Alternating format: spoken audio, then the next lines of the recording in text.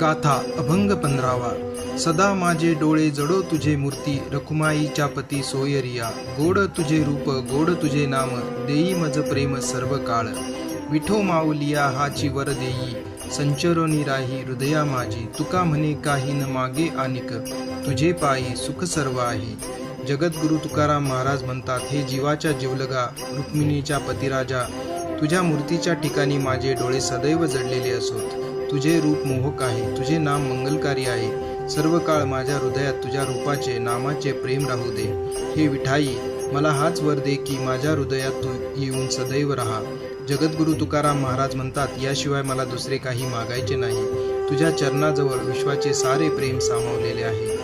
Vitthal Vitthal.